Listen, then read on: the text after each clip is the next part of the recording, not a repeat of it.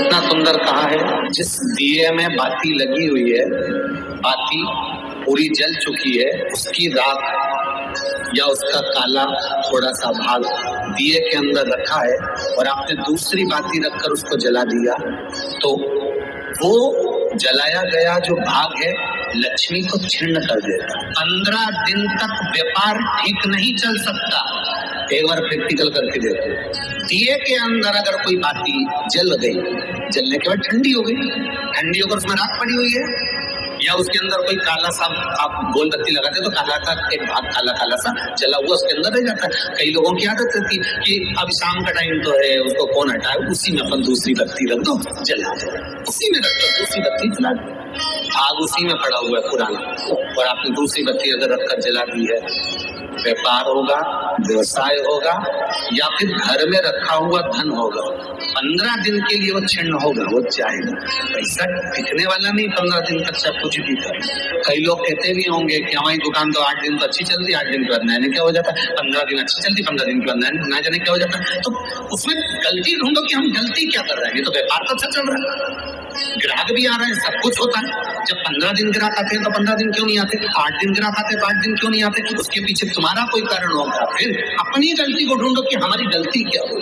या तो बहू है, या सास, या घर में रहने वाला कोई व्यक्ति, या घर के बच्चे दिए में दिया रखकर जला देते, मतलब उस बाती को फिर रखकर जला दिया, तो अब उसको तो तुम्हें भोगना है। अब उनको नहीं मालूम कि गलती क्या हो रही, गलती अपन कर। कितना सुंदर संवाद है, बहुत ध्यान दीजिएगा जरा। अग्नि पुराण, स्कंद पुराण, दोनों पुराण में स्मरण करिएगा। स्कंद पुराण का पढ़िए और अग्नि पुराण का भाग पढ़िए। बेलपत्री का पेड़ हो, पीपल का पेड़ हो, बड़ का वृक्ष हो, चाहे आंवले का वृक्ष हो, चाहे घर मंदिर से बाहर जाकर, अर्थात घर से बाहर जाकर, मंदिर से बाहर जाकर खुले में अगर आप कोई दिया जला रहे हो, दीप प्रकट कर रहे हो, तो उसमें इतना घी, इतना तेल मत डालकर जलाना कि दिया ठंडा हो जाए और तेल और घी उसमें पड़ा की पड़ा रह जाए। कई बार आपके साथ में भी हुआ होगा, आप दशा माता की पूजन करने गए हो, या पीपल की पूजन करने गए हो, या वृक्ष की पूजन करने गए, आंवले की पूजन करने गए, बेलपत्री का पूजन करने गए, तुमने तो दिए में घी डाल लिया ज्यादा, बत्ती भी लगा दी तुमने, और इस भाव से लगाई कि जलेगा थोड़ी देर तक, और मालूम पड़े तुम्हारी पूजन हुई, हवा का वेग आया, दिया ठंडा हो गया और उसमें घी पड़ा रह गया, उसमें तेल पड़ा रह गया। महाराज, जिस व्यक्ति ने दिया लगाया, जिस व्यक्ति ने दीप लगाया हुआ है, और अगर वो कुंवारी अवस्था में है तो अकेला शरीर का कष्ट भोगता, और अगर उसकी शादी हो गई होती है तो पति और पत्नी दोनों को शरीर का कष्ट भोगना पड़ता है। कहीं कमर दुखेगी, कहीं घुटना दुखेगा, कहीं पीठ दुखेगी, आंखों में जलन होगी, कहीं ये सिर का जो गले का भाग होगा कान के पास का ये दुखना चालू हो जाएगा, ये पीछे का भाग दुखेगा। तो कई डॉक्टरों को दिखाओगे, इलाज देखो जरा, क्या सब हमें जांच कर लो, जांच में कुछ भी नहीं निकलता, दवाई भी खाते हैं, थोड़े दिन आराम लगता है, फिर वैसे हो जाता है। कारण निकालना है तो कारण ढूंढो कि हमारे पुराण क्या कर रहे हैं। कारण हमने खुद उत्पन्न करा है कि किसी वृक्ष की पूजन करी, उसमें तेल घी की मात्रा इतनी बढ़ा दी कि हम तो जब तक बैठे दिया जल रहा था, उठ के गए, हवा लगी, दिया ठंडा हो गया, और उसमें जितने समय तक वो घी और तेल पड़ा हुआ है, 15 मिनट, 10 मिनट, 25 मिनट, 50 मिनट, 1 दिन, 2 दिन, 4 दिन,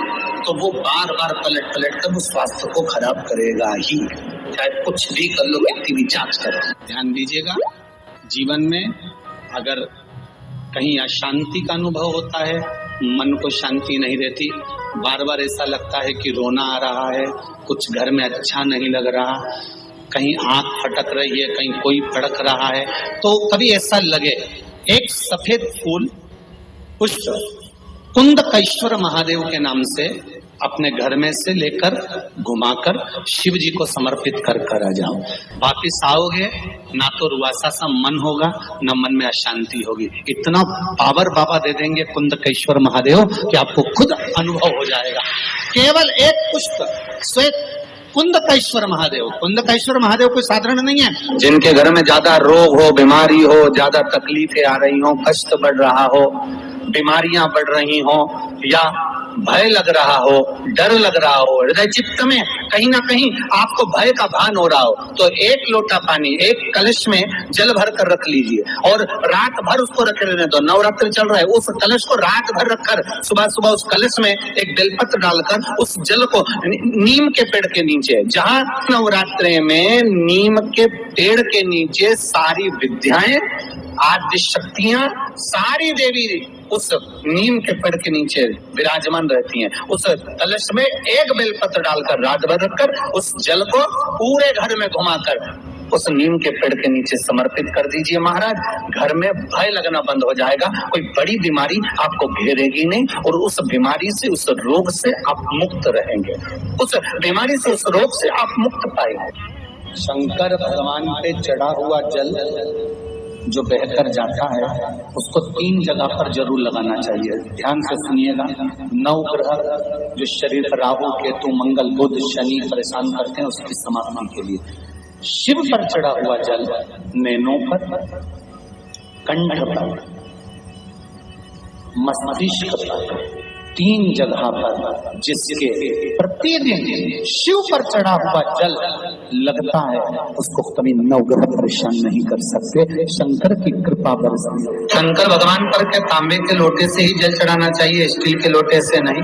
प्रयास करा करो तांबे के लोटे से जल चढ़े, कि तांबे का लोटा जिसका मुख छोटा हो, गला लोटे का मुख छोटा हो, ऐसे लोटे से जब हम भगवान का अभिषेक या पूजन करते हैं तो उससे बीमारी समाप्त होती है, तो रोग छिन्न होता है। तांबे के लोटे से शंकर भगवान को दूध चढ़ाना चाहिए, नहीं चढ़ाना चाहिए। शास्त्र कहता है तांबे के लोटे से दूध चढ़ाने से पूत छिन्न होता है, इसलिए तांबे के लोटे से दूध ना चढ़ाएं। अगर दूध चढ़ाना है तो स्टील का पात्र ले लें, चांदी का पात्र ले लें, आदि दूसरे पात्र ले लें, पर तांबे के पात्र से दूध। शिव महापुराण में एक बात अच्छी लिखी है और स्कंद पुराण में भी लिखी है कि यदि तुलसी और बेलपत्र, क्या क्या चीज, तुलसी और बेलपत्र बिना नहाए स्पर्श नहीं करना चाहिए। अगर बेलपत्र की पत्तियों को भी तोड़ना है, उतारना है, तुलसी के दल को भी उतारना है तो बिना नहाए ना उतारें। स्नान कर लिया हो तो तुलसी के दल को स्पर्श करें, तुलसी को स्पर्श करें या बेलपत्र को स्पर्श करें। बेलपत्र का भी स्पर्श बिना स्नान के नहीं किया जाए, शिव महापुराण के अनुसार।